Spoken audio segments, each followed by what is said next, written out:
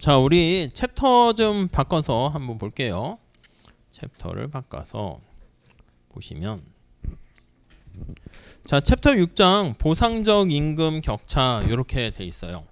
그러니까 이제 노동경제학을 우리가 보고 있잖아. 여기서 제일 중요한 많은 이슈들 중에서 아니 임금의 차이가 발생하는 거야.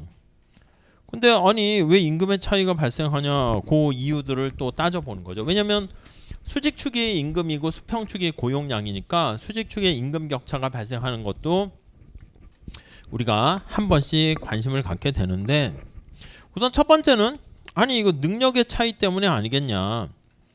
능력의 차이, 이게 한계 생산성의 차이죠. MPL의 차이 때문에 생산성이 높은 사람은 그만큼 보상을 더 많이 해준다, 이렇게 보시면 될 것 같고요. 그리고 또 이제 뒤에 다시 보긴 할 텐데, 회사에 들어갔을 때 신입사원보다는 약간 연차가 오래되면 임금이 이렇게 올라가는 구조로 이렇게 설계를 합니다. 여러 가지가 있어요. 첫 번째는 신입사원일 때는 좀 잘 모르고 인적자본 투자도 잘 안 되니까 좀 시간이 올라가면서 인적자본에 대한 축적 이런 것도 있기 때문에 그런 것도 있지만, 아니 회사 입장에선 신입사원들이 자꾸 그만두고 퇴사해버리면 사람 다시 뽑고 선발하고 다시 교육시키고 이것도 돈이 많이 들거든. 그러니까 한 번 들어왔다 그러면 가능한 한 이탈을 안 하는 게 좋습니다. 그래서 임금 구조를 어떻게 하냐면, 이 사람의 능력이 뭐 이렇게 있다라고 할게. 능력이, 그럼 임금은 어떤 형태로 주게 되냐면 이런 식으로 임금을 주는 거야. 임금의 구조를. 여러분들이 사장이면 이렇게 할만하지. 그래서 신입사원 처음 들어왔을 때는 내가 일한 것보다는 임금을 좀 적게 받아가도록 하는 거야. 나만 손해잖아요. 아, 걱정 마. 저기 교차되는 부분보다 조금 더 회사에 남아 있게 되면 그때는 네가 사실 직급이 올라가서 네가 하는 일보다 내가 더 줄게, 이렇게 얘기하는 거죠. 그래서 받는 금액의 보수를 여기서는 근로자가 마이너스 이렇게 하고요. 여기서 이제 플러스로 해가지고 상쇄시켜 주는 거죠. 이거를 뒤에 나중에 할 건데 보수를 딜레이 시킨다라고 얘기할 거예요. 이연 보수 시스템 이렇게 주기도 하고요. 근데 또 그 외에 뭐 많은 얘기들이 있겠지만 우리가 이번 시간에 살펴볼 거는 수요 독점에서 지난번에 잠깐 얘기한 것처럼 3D 환경에서 일을 하는 근로자들 생각해 볼게요. 똑같이 이제 여름방학 때 알바를 하기로 시작했어. 부산에 해운대 가가지고 알바를 하기로 했는데 돈은 똑같이 준대, 시간당. 근데 낮에 그냥 무슨 사고 나는 사람 있나 이렇게 구경하는 사람과 밤에 막 어두컴컴한 곳에서 뭐 쓰레기 줍고 막 이게 뒤처리하는 거랑 시간당 일당이 똑같으면 어떤 걸 선호하겠습니까? 전부 다 낮에 일을 하려고 하지. 누가 그거 밤에 뭐 디피컬트하고 더티하고 어려운 그 데인저러스한 그런 환경에서 일을 하겠습니까? 그러니까 여기에 있는 우리가 환경에서 있는 데서 사람들을 뽑으려고 하면은 당연히 그만큼 적절한 보상을 하지 못하면 그럼 사람을 구할 수 없는 거죠. 이게 바로 보상적 임금 격차다, 이렇게 보시면 되겠습니다. 이게 이제 우리 보려고 하는 챕터 6장의 챕터가 되는 토픽이 되는 겁니다. 자, 그래서 제목 자체가 챕터 6장 보상적 임금 격차. 그래서 임금의 격차가 발생하게 되는데 여기 나와 있는 뭔가 보상을 해줘야 된다는 것이죠. 자, 우리 학습의 흐름 보시면 첫 번째 줄에 아니 모든 직업이 다 똑같아, 그리고 근로자들 능력이 다 똑같아, 그러면 당연히 하나의 임금, 동일 노동 동일 임금 하니까 하나의 임금만 존재할 텐데 현실에서는 좀 그렇지 않은 경우가 많이 있죠. 왜냐하면 근로자의 능력이 다르고 지금 얘기한 것처럼 아니 내가 직장에서 일하는 환경이 다르기 때문에 그에 걸맞는 다른 임금을 제시하게 됩니다. 자, 그걸 볼게요. 1번. 자, 1번 직업 시장 환경의 위험성 여부, 이렇게 나와 있는데요. 앞에서 얘기했던 보상적 임금 격차 살짝 인트로 조금만 더 볼게요. 자, 이런 얘기는 아담 스미스가 국부론에서도 얘기를 했네요. 국부론에서. 그러니까 뭐 옛날 사람들은 이제 뭐 깊게는 얘기 안 하더라도 이 얘기 저 얘기 다 하는 거죠. 그래서 거기에도 그런 약간 흔적이 남아 있어요. 거기 보니까 직업의 비임금적 특성에 대한 보상으로 보상임금 격차가 발생한다. 그러니까 임금과 상관없는 직업의 어떤 특성 때문에 임금의 격차가 발생하게 되는데, 다음 페이지 볼까요? 아담 스미스가 주장하는 것은 바로 뭐냐면, 경쟁 시장에서 우리가 동일 노동 동일 임금, 임금이 다 똑같아진다라고 해서 지난번에 북부 지역과 남부 지역 이런 거 봤는데, 임금이 똑같아지는 게 아니라 그 직업을 선택했을 때 거기서 얻게 되는 뭐 베네핏과 코스트, 이점과 단점의 총합이 같아진다. 이렇게 얘기를 합니다. 자, 그래서 좋지 않은 근로 조건을 갖춘 요거지, 요거. 좋지 않은 근로 조건을 갖춘 그런 지역에 있는 기업 환경에서는 요런 사람들, 일하려고 하는 사람을 이렇게 채용을 하려고 하면은 그것을 보충할 수 있는 베네핏, 혜택이 있어야 된다는 것이죠. 뭐 당연한 얘기예요. 지금 보면 2번 보시면 보상적 임금 격차 이론에서는 사람들의 선호가 다르고 능력이 다른 것처럼 기업도 마찬가지야. 특성 환경이 다르니까 나는 그냥 위험한 환경인데 젊었을 땐 좀 빡세게 일을 해가지고 야 그냥 편안하고 그런 데서 연봉 3천 받느니 저렇게 빡센 데서 한 연봉 3억 받아가지고 빨리 하고 나는 그냥 일찍 돈 벌고 경제적 자유를 누리겠어. 뭐 그런 걸 선택하는 사람도 있을 수 있겠지. 그렇기 때문에 그러한 근로자와 근로자의 성향과 기업의 특성이 서로 매칭되는 거예요. 그래서 거기 보시면 짝짓기라고 볼 수 있겠죠. 매칭이라고 볼 수 있습니다. 그래서 매칭, 근로자와 기업이 같이 이렇게 만나는 그런 것들에 대해서 우리가 보려고 합니다. 네, 그게 이제 3번에 한번 보시면 보상적 임금 격차가 존재하는 경우에는 효율적인 자원 배분을 임금이 조정하지 못합니다. 원래 이게 다 능력이 똑같고 그러면 하나의 임금으로 해서 임금을 보고 사람들이 어떤 결정을 하게 되는데 됐어. 임금 많이 좀 뭐해. 나 그런 3D 환경에서 일을 안 할 거야. 이렇게 되면 저절로 임금이 조정 역할을 못 해주네요. 그래서 거기 화살표 볼까요? 전통적 모형에서 그 밑줄 치면 그 옛날에 경제학의 그냥 미시경제학 얘기에서 하는 겁니다. 근로자와 기업은 최고의 기회를 제공하는 시장으로 이동하면서 시장 간의 임금과 한계 생산물의 가치, 저 위에 VMPL과 W가 같아지는 데서 같아지게 되는 것이거든요. 그래서 기존의 얘기는 요거야. 거기 전통적 이 얘기는 이제 보상적 임금 격차가 아닌 일반적인 미시경제학 얘기입니다. 이론에서는 그래서 VMPL과 그리고 명목 임금이 같아지는 여기서 결정이 된단 말이지. 자, 그러니까 우리가 얘기할 때 근로자가 몇 명 있습니까? 5명 있습니다. 이게 다 똑같은 거야. 우리가 다 동질적인 근로자라고 얘기하는 거죠. 이렇게 다 똑같아요. 5명이 있군요. 이렇게요. 회사는 몇 개 있습니까? 똑같아. 회사가 이렇게 다 동그라미 회사 이렇게 있어요. 이렇게. 근데 우리가 얘기하는 건 어떻게 돼요? 근데 회사가 2개가 일자리가 없어졌어요. 일하려는 사람은 5명인데 일자리는 3개입니다. 아이고 2명이 일자리를 구하지 못했네요. 실업 상태에 빠졌군요. 뭐 이렇게 얘기를 한다고. 그러니까 여기서 중요한 거는 근로자 수, 일자리 수 이게 중요한 거지. 어차피 근로자가 누가 와도 상관없어. 회사가 3개면 여기서 어떤 근로자가 매칭돼도 상관이 없거든요. 능력도 똑같고 다 우리가 동질적이다 이렇게 상정했으니까. 그래서 전통적인 이론에서는 우리가 얘기하는 게 동질적인 근로자니까 능력이 다 똑같은 거야. 그래서 사람의 수가 중요한 거니까 거기 보면 익명성이라는 표현이 있네요. 사람이 이름이 필요 없어.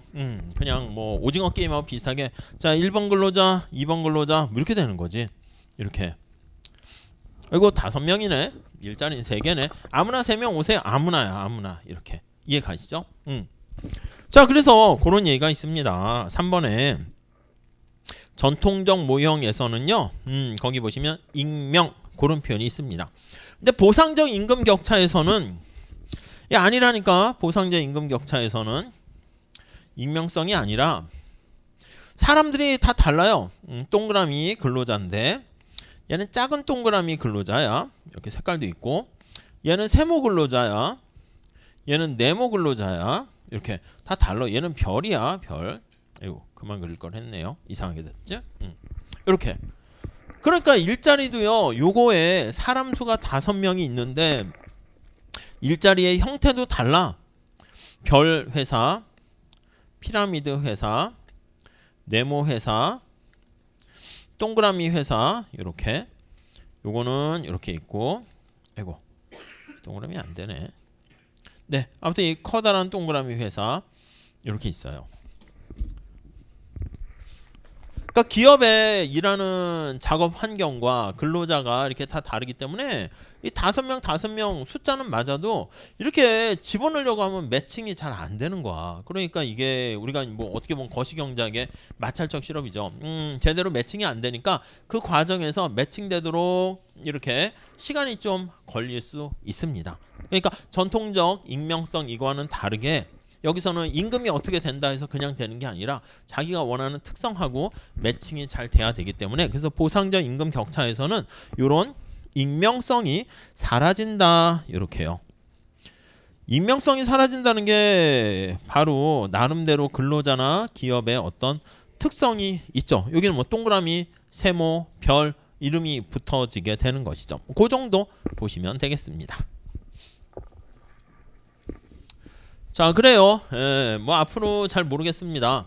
다양한 세상을 살고 있는 뭐 상황에서는 다 똑같은 것만 이렇게 보면 좋지는 않은데 이게 유튜브에서 아시겠지만 알고리즘 뜨게 되면 내가 보는 거 좋아하는 것만 계속 보게 되는 거니까 편식하게 된다는 얘기가 맞는 것 같기도 해요. 그리고 이제 아유 간만에 그러면 나는 유튜브 말고 책을 봐야지. 그럼 교보문고 가서 어떤 거 몰라요? 베스트셀러 그 중에서 이렇게 또 고른다고. 저도 약간 그렇게 되는 측면이 있는데 사실은 어떤 분이 얘기하더라고. 그냥 교보문고나 우리 도서관 같은 데 가가지고 야 아무데나 아무 생각 없이 이렇게 가다가 본의 아니게 만나는 책 그게 나의 삶에 또 영향을 미칠 수 있는데 지금은 우리가 세상이 워낙 빠르고 뭐 등등등 이래가지고 그냥 약간 편식하게 되는 경우가 많고요. 그러니까 한쪽으로만 쏠리는 거지. 그래서 다른 사람의 얘기는 듣지도 않으려고 그러고 학문도 그런 것 같아. 저 경제학 이렇게 옛날 쿼리 이렇게 보면은 무슨 뭐 경제 발전론, 동아시아 경제학, 뭐 마르크스 경제학까지는 없지만 그런 얘기들이 많았거든. 경제 학설사 뭐 계량은 당연히 다들 하기 싫어했지만 강제로 해야 되고 경제 학설사나 뭐 이런 것들도 다 필수로 해야 되는데 요즘은 이렇게 다 선택으로 바뀌니까 취업에 도움되는 거 이런 쪽만 이렇게 다 이렇게 쏠리게 되는 것 같아요. 그러니까 주로 이제 무슨 뭐 계량, 통계, 금융 이런 쪽만 이렇게 쏠리고 과목도 많이 개설되고 그런데 사실 교수님들의 특성도 보면 다 똑같아. 이건 제 얘기가 아니라 어떤 교수님이 얘기하시는데 그치 뭐 여기 보시면 뭐 이렇게 그러니까 어느 학교든 이제 그 학교 교수님들의 그 이력이나 내력 같은 거 학력을 보면 비슷해. 특히 서울대가 많겠지. 서울대 비슷한 학번대 그리고 생긴 것도 비슷해. 잘 보면 안경 쓰고 키도 비슷해. 그래서 뭐 다 이렇게 비슷하고요. 머리 스타일도 비슷하고 서울대 다니면서 예를 들면 예를 우리 학교 해도 되는데 뭐 예를 드는 거예요. 졸업할 때까지 똑같은 밥을 먹지 않았겠습니까? 학식 똑같은 걸 먹고 똑같은 교수님 밑에서 받고 유학 갈 때도 그냥 비슷한 학교로 가. 소위 말하는 아이비리그 같이 미국으로 다 가고 전공도 비슷해. 금융, 파이낸스, 계량 이거 하고. 그럼 사실 어떻게 보면 손오공처럼 이 5명이 쫙 있어가지고 또 유학 갔다 온 다음에 각 대학으로 가지. 서울대, 연대, 고대, 성대, 한양대 가는데 사실 요즘 같은 온라인 시대에는 그냥 한 명이 그냥 온라인으로 강의 찍어가지고 여기저기 퍼뜨리는 거랑 사실 다를 게 없잖아. 그러니까 어떻게 보면은 다양한 목이 있어가지고 사실은 우리가 여유가 없어가지고 그런 다양한 과목이 개설되면 또 이렇게 폐강된다 그러더라고. 뭐 변호사나 로스쿨도 원래 취지는 다양한 전공의 사람들을 모아서 이렇게 해야 되는데 뭐 변호사 시험 붙으려고 하면은 시험에 해당하는 과목이 아니면 이 관심이 없는 거지. 그러니까 억지로 이제 과목에 넣지 않으면 안 되는 거지 뭐. 그러다 보니까 사실 원래 취지랑 합격하지 못하면 사실 의미가 없는 거잖아. 변호사 시험 내가 로스쿨 나왔는데 변호사 시험 합격 못하면 그 뭐야 그냥 아무것도 아니지. 변호사 로스쿨을 다녔었습니다. 이거는 사실 의미가 없거든. 그러니까 매듭을 지어야 돼. 매듭을 지어야 돼. 제가 무슨 수험생입니다. 시험 공부를 합니다. 자격증을 따려고 합니다. 수험생으로 있었던 거는 아무 의미가 없어요. 또 어떻게 보면 또 이렇게 이게 자격증을 따기로 했다 그러면 취득을 해야 돼. 변호사를 취득하든 뭘 하든 이렇게 대학원을 가도 학위를 이렇게 받아야지 의미가 있어요. 뭐 석사든 박사든. 그러니까 저도 다닐 때 보면 내가 대학원 입학했는데 입학하는 건 어렵지 않습니다. 그냥 이렇게 뭐 다 요즘은 학생들도 줄고 이래가지고 졸업하는 게 쉽지가 않지. 졸업하려면 그게 어렵다기보다는 좀 뭐라고 할까 괴로워요. 그냥 아이고 이게 내가 뭐 하나 남들은 취업해서 이렇게 하는데 계속 약간 그러한 고민을 계속 하게 되거든. 수험생도 마찬가지인 거 아닙니까? 한 번에 뚝딱해서 합격하는 친구도 있겠지만 그거는 약간 예외적이고 보통은 자꾸 이제 스트레스와 고생을 많이 하거든. 그럼 내가 이게 뭐 하나 이런 생각이 들긴 한다고요. 그래서 사실 보면은 다양한 전공과 다양한 음식이 쫙 있어가지고 다양한 뭐 이런 걸 경험할 수 있게 해야 되는데 요즘은 보면 다 획일적으로 이렇게 되고 뭐 유튜브도 다 알고리즘 떠서 획일적인 것만 이렇게 얘기 보고 뭐 이렇게 되니까 좀 모르겠어요. 나중에 AI한테 진짜 이렇게 세뇌당해 가지고 AI가 계속 이것만 조작해서 보여주는 거야. A가 맞아 하면 이제 A 쪽만 이렇게 듣다 보면 이제 뭐 그렇게 될 수도 있겠죠. 아무튼 그래서 요거는 뭐 사람이 다 필요 없잖아. 익명성 필요 없고 오징어 게임에서 자 여기 수강생 학생들 몇 명 번호 해서 뭐 100명 이렇게 되는 거랑 똑같게 되니까 요거 익명성이 소멸되는 보상임금 격차 요게 이제 또 현실에서 또 다른 의미를 갖게 되는 거죠. 아무튼 요거에 대해서 우리가 얘기를 할 겁니다. 자 여기서 어떤 거를 우리가 보상할 때 뭘 보상하는가 라고 할 때요 위험이라는 걸 가지고 얘기할게요. 자 그래서 요거 1번 인트로고요. 2번 위험한 작업 환경 이렇게 있다라고 할게요. 그러니까 안전한 환경이 있고 위험한 환경이 있습니다. 자, 요거와 관련한 선택 문제 한번 볼게요. 우선 모형에 대한 기본적인 가정을 한번 볼까요? 환경에서의 선택 이렇게 할게요. 자, 가정 한번 보도록 하겠습니다. 가정. 자, 거기 보시면 노동시장에는 두 종류의 직업만이 존재한다고 할게요. 안전한 직업 환경이 있고 위험한 직업이 있어요. 그래서 안전한 환경, 안전한 직업, 그리고 위험한 직업, 3D 환경이라 할게요. 위험한 환경에서 일을 하는 직업 이렇게 있습니다. 자, 그리고 2번 얼마나 안전하고 얼마나 위험한지 이런 것을 우리가 다 구별을 할 수 있다고 할게요. 거기 보시면 위험 수준에 대한 정보가 완전하다 이렇게 하시죠. 정보가 비대칭되거나 그런 게 아니라 완전 정보 이렇게 얘기를 하고 들어갈 겁니다. 자 우선 근로자 입장에서 한번 볼까요? 오른쪽. 자 우리 앞에서 본 것처럼 근로자 쪽에서 하나 볼 거고요. 기업 쪽에서도 하나 볼 거야. 이렇게. 그래서 이제 둘이 매칭해 가는 과정 아니겠습니까? 그래서 요거는 근로자들의 선택 얘기를 할 거예요. 근로자들의 선택. 요걸 끝나면 이제 기업의 선택 이렇게 갈게요. 333 한번 볼까요? 근로자 입장에서는 일을 선택할 때 효용에 영향 미치는 효용함수 보면 지금 위험을 얘기하려고 하는 거니까 효용함수를 이렇게 효용 극대화를 할게요. 효용함수가 거기 보시면 임금이 얼마인가 또 위험이 얼마인가 이렇게요. 자 다시 요거는 임금이고요. 임금은 많을수록 효용이 증가하니까 플러스로 할게요. 위험 요거는 효용을 감소시키는 거야. 고통이 되는 것이기 때문에 위험 얘는 마이너스라고 할게요. 자 그래서 밑에 1번 볼까요? 소득, 임금이 소득이라 하면 되겠네. 소득의 한계 효용은 0보다 크다 이렇게 보시면 되겠고요. 근데 이렇게 쓸까? 임금의 한계 효용은 0보다 크고요. 근데 위험에 대한 한계 효용은 당연히 0보다 작은 거죠. 쓰레기란 뜻이야. 비재화야. 위험이 높아질수록 효용을 떨어뜨린다. 이렇게 보시면 되겠습니다. 자, 그게 1번과 2번에 나와 있고요. 자, 이 효용함수를 무차별 곡선으로 표현할 때는요. 쓰레기가 하나 있기 때문에 우상향하는 형태가 될 겁니다. 우리 여가 노동 선택 거기서도 봤었죠. 이렇게요. 자, 그래서 거기 보시면 무차별 곡선은 이거 효용함수를 나타내는 무차별 곡선은 우상향하는 형태가 되겠고요. 물론 효용함수는 주어져야 됩니다. 그래서 어떻게 주어질지는 한번 고민을 해보긴 해야 되는데 일반적으로는 원점에 대해서 볼록한 형태로 그릴게요. 밑에 그림 나와 있는 것처럼. 자, 그래서 다음 페이지로 넘어가서 한번 보시면 네, 이렇게 한번 볼게요. 자, 거기 밑에 그림 한번 볼까요? 그림 한번 보시면 이렇게 자, 수평축이 부상당할 확률이고요. 여기가 임금이에요. 그래서 부상당할 확률 얘는 쓰레기지. 그래서 약간 우상향하는 무차별 곡선인데 아래로 볼록한 그런 형태라고 할게요. 그래서 이렇게 되는 거예요. 이렇게 되어 있고요. 자, 효용의 증가 크기는 당연히 U0, U1, U2 이렇게 되면은 효용의 증가 크기는 이쪽으로 갈수록 효용은 당연히 증가하게 되는 거 알 수 있죠. U0보다는 U1이 크고 U1보다는 U2가 크고 이렇게 표현할 수 있겠네요. 오케이. 자, 뭐 이렇게 보시면 될 것 같고요.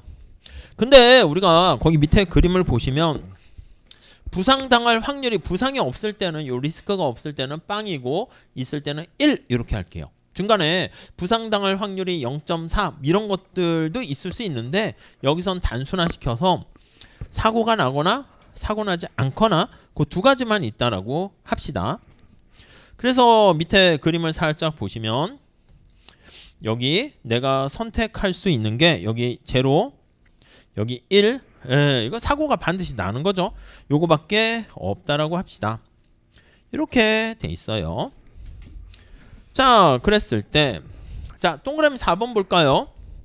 안전한 직업 환경에서는요. W0의 임금을 제공해요. 그러니까 사고는 나지 않았어.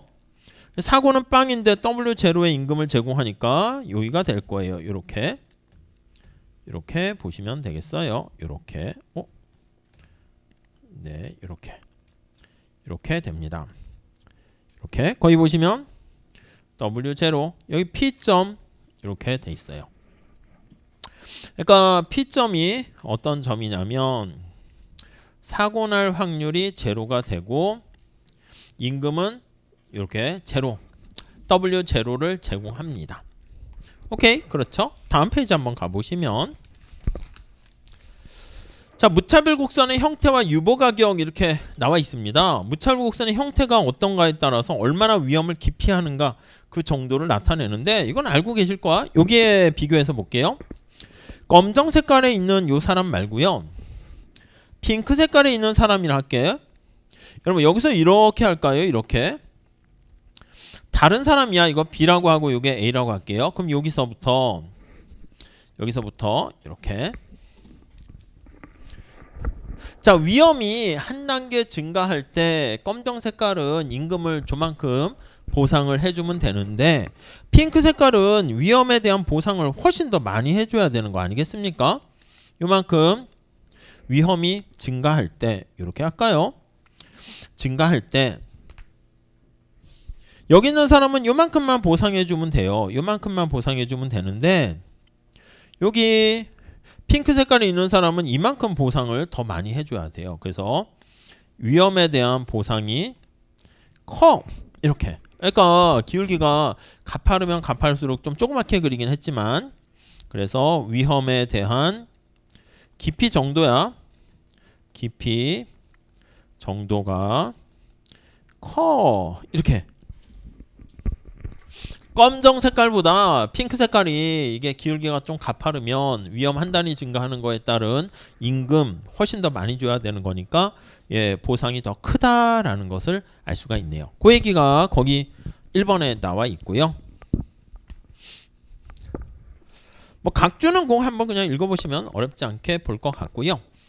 2번 근로자 유보 가격이라고 해놨습니다. 그래서 한번 다시 앞에 페이지로 가볼까요? 무차별 곡선이 안전한 환경과 동일한 효용을 주는 무차별 곡선을 한번 찾아보니까 이렇게 돼 있네. 이렇게 돼 있어요. 여기가 Q점 이렇게 돼 있어요. 자, P점과 달리 Q점에서는 위험해요.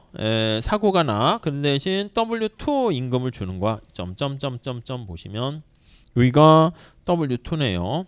이렇게. 그러니까 안전한 환경은 0인데 위험한 환경은 저희 Q점이야. 근데 위험의 정도가 0에서 1로 확 위험이 증가해요. 여기는 있냐 없냐 이런 거잖아. 그럼 임금이 얼마만큼 임금을 더 줘야 됩니까? 라고 하면 이만큼 임금을 더 줘야 되네요. 그래서 거기 보시면 요게 델타 W 이렇게 되는 거 알 수가 있겠죠. 요만큼의 임금을 격차를 주게 됩니다. 이렇게 되는 거. 뭐 간단하죠.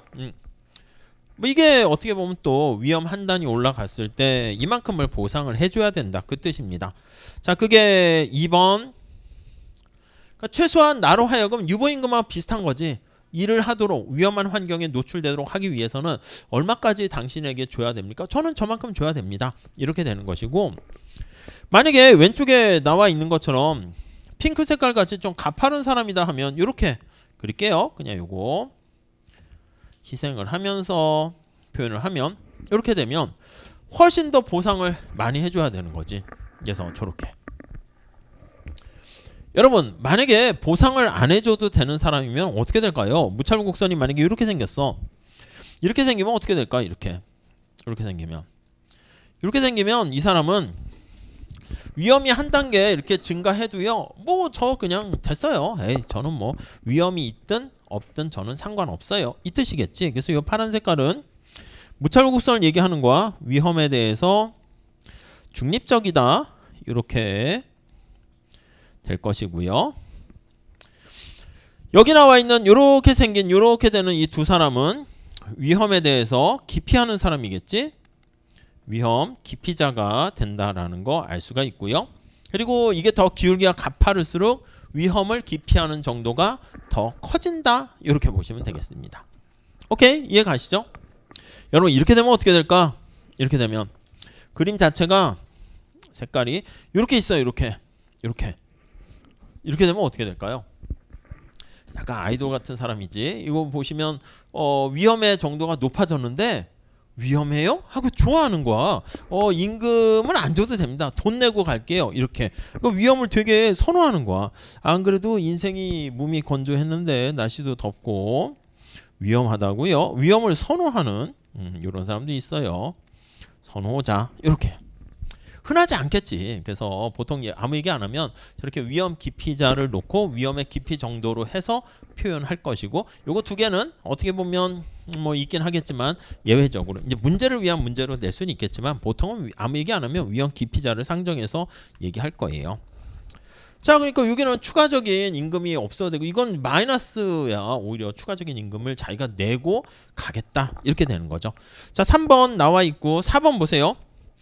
무차별 곡선이 그래서 평평하게 되면 유보 가격은 낮아지게 되고요. 가파르면 유보 가격이 높아지고 위험에 따른 받고자 하는 임금이 더 훨씬 높아지게 된다. 이렇게 보시면 되겠습니다. 5번도 똑같은 얘기야. 위험을 기피하는 정도가 클수록 안전한 직업에서 위험한 직업으로 바꾸는데 요구되는 액수가 더 커지고 요구하는 유보 임금도 커지는 거 알 수가 있겠습니다. 오케이, 요게 이제 기본이 되고요. 자, 그 다음에 밑에 보시면 노동시장에서 위험한 직업에 대한 공급 곡선 나와 있어요. 자, 오른쪽에 그래프가 살짝 하나 나와 있는데 수평축에 그냥 근로자가 아닙니다. 그냥 근로자가 아니라 언제나 축에 어떤 변수가 이름이 있는가 잘 보셔야 되는데 위험한 직업을 갖는 근로자 수. 그래서 위험한 직업에서 종사하는 근로자 수 이렇게요. 근로자 수 이렇게 있습니다. 수직축은요. 그냥 임금이 아니라 앞에서 본 것처럼 위험한 환경에서 일을 하려고 하면 이만큼의 임금의 차이를 줘야 되는 것이기 때문에 여기 수직축에는 그 임금의 차이 이렇게 보시면 되겠습니다. 이렇게 이해 가시죠? 네. 자, 요거에 대한 설명 다시 한번 볼게요. 334페이지 1번. 공급 곡선은 위험한 직업과 안전한 직업 간의 임금 격차의 함수인데 2번. 임금 격차에 따라서 얼마나 많은 근로자가 위험한 직업에 자신의 노동력을 제공하려고 하는가 그걸 알려줍니다. 그러니까 위험 기피도에 따라서 어떤 사람들은 여기 이렇게 있겠지. 저는요 최소한 임금의 격차가 이 정도 아니면 일 안 할래요. 이렇게 하는 사람들. 그렇지. 모든 사람들이 이만큼 위험한 환경에서 일을 한다 그러면 이 사람들은 약간 예외지만 최소한 이만큼은 줘야지 일을 하겠다. 이 유보임금이라고 생각하시면 돼요. 임금의 격차가 점차 더 벌어져, 더 커져. 커질수록 위험한 직업에 일을 하려고 하는 근로자들 수가 증가하는 거네요. 자, 이걸 노동의 공급 곡선 이렇게 위험한 직업에 종사하는 근로자 수를 임금의 격차로 해서 표현을 한 겁니다. 자, 그 다음 다시 동그라미 3번 볼게요. 왼쪽으로 가서 위험 기피적이라는 것을 감안하면 임금 격차가 제로가 되면 거기서 일하는 사람들은 아무도 없다 이렇게 되는 거예요. 물론 위험 선호자가 있으면 어떻게 돼요? 그럼 처음엔 요 밑으로 갈 수 있겠죠. 여기 있다가 이런 식으로 될 수 있겠죠. 그래서 여기 위험 선호자, 위험 중립자, 그다음에 요거는 위험 기피자 이렇게 볼 수도 있는데 일반적으로 위험 기피자만 얘기하면 저렇게 될 거고요. 자, 다음 4번. 임금 격차가 커지게 되면 점차 위험을 덜 싫어하는 근로자부터 계속 일자리를 구하려고 일일이 몰려들게 될 겁니다. 자, 그래서 우상향하는 형태가 될 거라는 거 알 수가 있고요. 끝. 이렇게. 그 다음 이제 우리가 하려고 하는 게 이제 뭐냐면 근로자의 행태를 봤고요. 기업에 대한 얘기를 할 거야. 오른쪽에 가보시면 위험한 직업에 수요 곡선 그리게 되는데 요걸 그릴 거야. 여기서부터 이렇게. 요거요. 그래서 거기 오른쪽에 위험한 직업에 수요 곡선 도출하는 기업 선택이죠. 기업 선택. 요거는 근로자 선택. 이렇게 돼 있습니다. 오케이. 네, 이 정도 봐주시죠. 자, 그래서 이 정도 보시고요. 그 다음에 기업과 관련한 선택은 조금 잠깐 쉬었다 할게요. 그래서 뒤에 관련되는 걸로 해서 오늘의 목표는 338페이지까지만 좀 하도록 할 테니까 조금만 잠깐 쉬었다가 이어서 하도록 하겠습니다.